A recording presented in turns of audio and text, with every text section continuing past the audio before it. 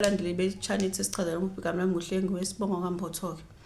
Ngizocela nje ukuthi ngichaze isimo sokuthi uma umuntu ophupha lamaphupho uNkulunkulu usuke esebenza ngayo noma uNkulunkulu uzosebenza ngayo esigabeni esilandelayo ngoba wena uwumthinsi wokumila noma umthinsi wokuphila ukwazi ukuvikela indawo ohlala kuyona noma udalelwa uNkulunkulu nabantu bakini ukuthi wena uNkulunkulu uyosebenza ngawe esigabeni esithize esilandelayo ukwazi ukulwisana nezimpi zonke zomhlaba ngabe zenzeka noma ngabe izimpi zonke esuke imelene nabantu abasuke bephila ezweni lakho sokuhlala kulona. Okusho ukuthini lokho? Okusho ukuthi ngale ndlela osuke wena udalwe ngayo mawuzobuphupha lamaphupho noma ungakafika esigabeni esithize sokuthi kufanele ube uzixhume kanjani ukwazi ukukhumbula lezi izimo zonke.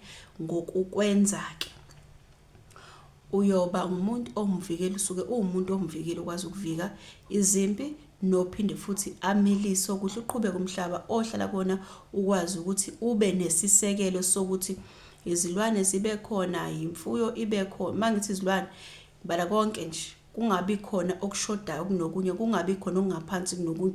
Umhlaba uqhubeke uzisekele ngesigaba esisodwa, kungabi ukuthi sekukhona okungasabi khona. Yebo ingaba khona leyo ndlalanyana kodwa kungabi ukuthi sekuphela yonke into ezweni lenu ongangazi ukuthi ungaze ugcina usulishizwe la kuye kwenye indawo. Ingilosi esuke injalo isuke iwumsinsi wokumila, wokuphilisa, ukugada imvelo, yokugada amanzi, ukugada imvula, ukugada ilanga, yokugada amafu, ukugada inyanga, yokugada inkanyezi, yokugada futhi isibhakabhaka, nokugada umoya kanye nokugada futhi umhlabathi kanye nokugada ukufa nokuphila kwabaleleyo nabakwaphila nabaphilayo. Usuke udalwe kanjalo ukuthi uNkulunkulu usebenza ngawe kuzona zonke lezi zigaba ngokuhlukana kwezikhathi, ukwazi ukukuthuma, ukwazi ukuthi abantu benze ngendlela okuyiyona ukuze umhlaba ujabule ngabo, ukwazi ukuthi ubanikeze lokhu kuphila ofanele bona bakunikeze umhlaba. Uma umuntu ophupha lamaphupho ubokwazi uNkulunkulu ezigabeni ezithize ukasebenze ngawo.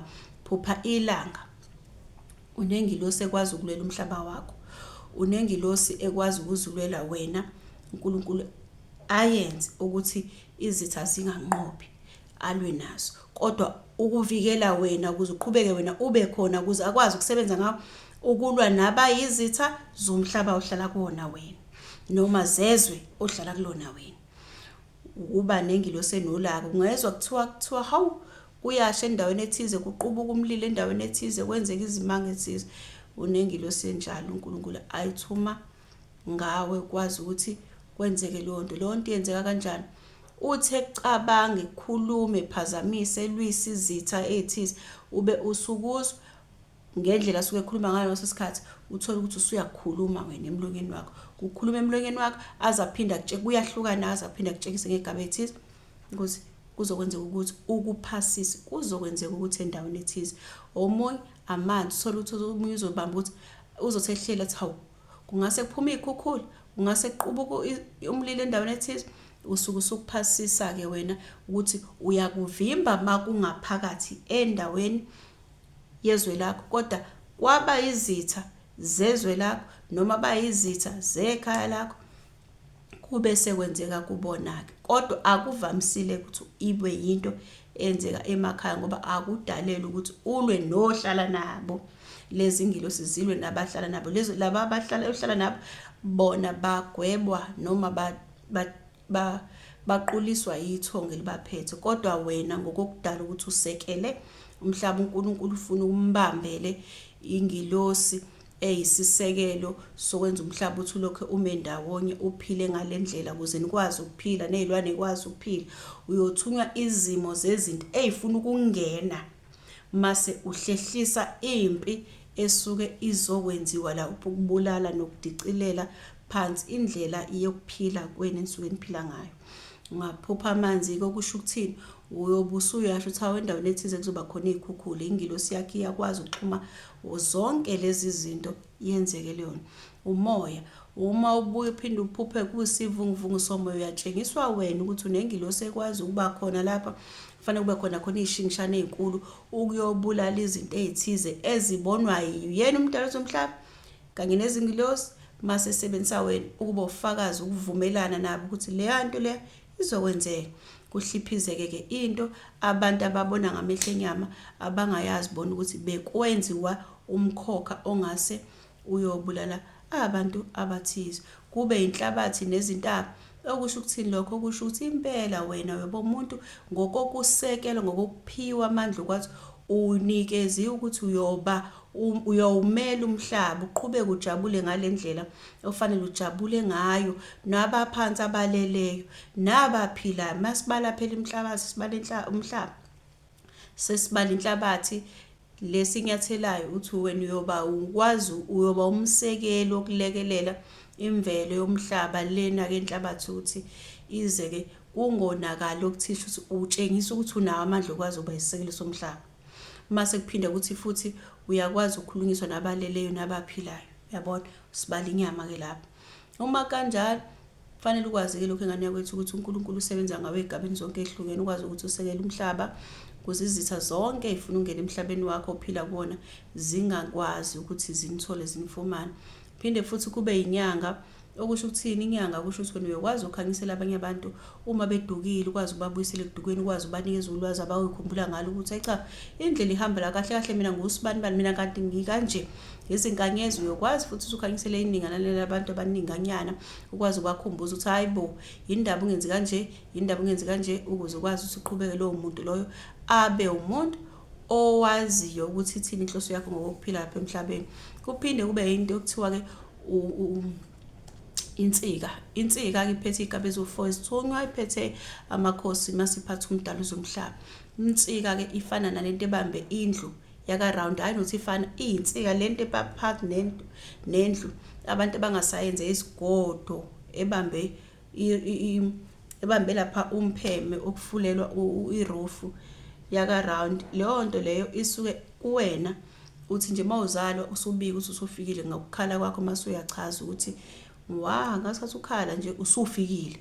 Uvula amehlo sekuphakama insika kweni ephetheni isithunywa, ingilosi ezokugada, amakhosi, umdalo zomhlaba ngo4, zonke lezo zinto lezo.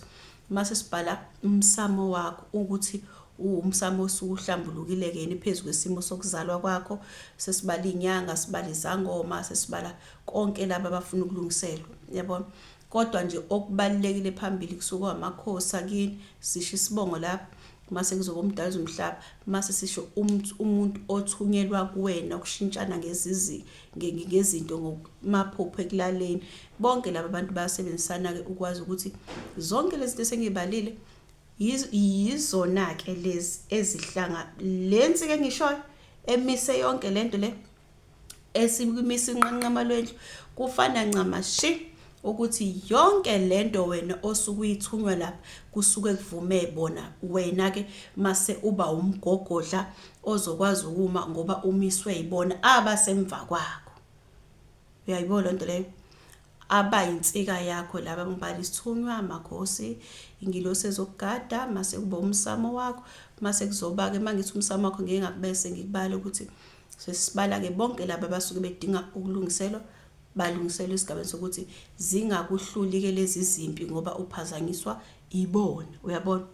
Uma umuntu ophupha lezi zinto ubokwazi ukuthi uNkulunkulu usebenza ngawe ukunqaba nomhlaba enhleli kubona.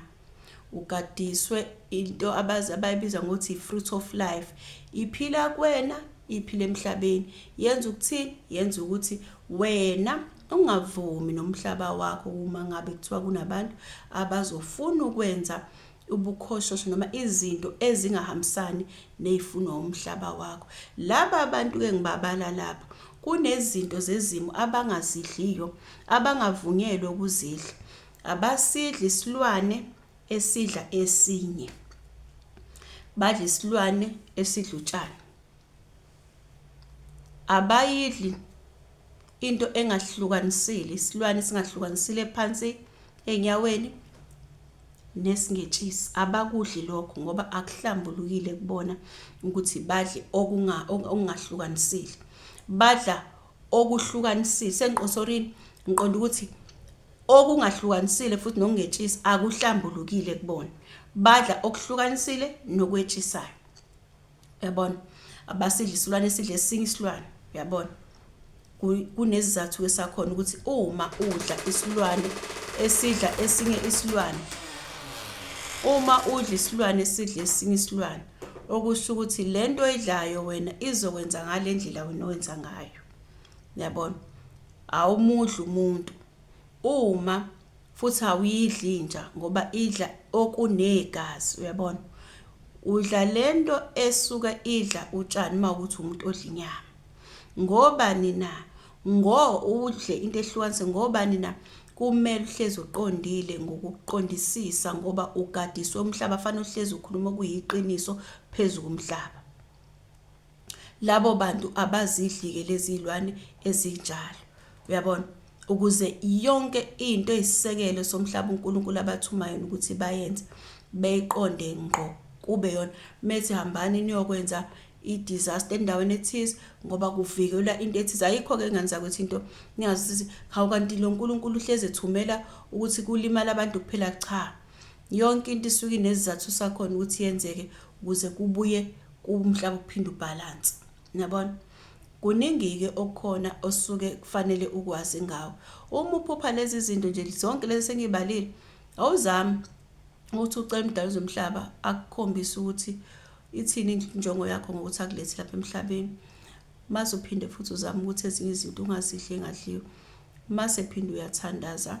Mase uphinde futhi ungayisusi inwele zekhanda lakho, ungayisusi inwele ekhanda ngoba izona ezikwazi ukudonsa imiyalezo kalula kuyilethe emzimbeni wakho, ukwazi ukuzizwa ukuze ukwazi ukuzwa uNkulunkulu mayekhuluma, ukwazi ukumenywa emihlanganweni esuke umdali wezomhlaba asuke efuna ukuthi ayithumele abantu ukwazi ukuthi alungise isimo somhlaba. Uyabona?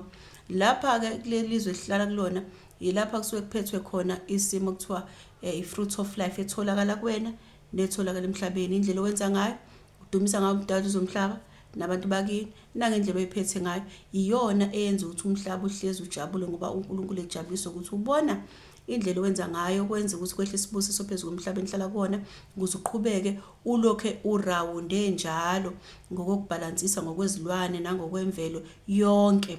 Noma ngabe kuthiwa khona usize ninalo kodwa uthola ukuthi azolincindezela ngoba niqhubeka esigabeni sokudumisa, sokujabulisa nangendlela enenza ngayo ukugcina inkolelo yenu uNkulunkulu andala ngayo ngokungaphumi endleleni. Kodwa ngaphandle nje kwalokho kunalabo abantu abakanjalo uNkulunkulu abathuma ukuthi abenze suffocation ukulwela nina, abathi kube khona iziphepho izishingishane ukulwela nina, bayakwenza lokho ngokomoya. Khumbule ngane yakwethu ukuze uNkulunkulu akwazi ukusebenza ngawo ngoba isikhathi esikusona sikho kahle sinzima. Ngiyacela-ke ngenza kwethu ukuthi uma nje kwenzeka uthola usunombuzo noma kuthiwa awuzwanga kahle uyobe usuyangibhalela ngophinde sengiyafunda lapha kuma comment uma ngeze ngwaphendule wonke mase ngikhuluma ngakho. Ngiyabonga, nisale kahle.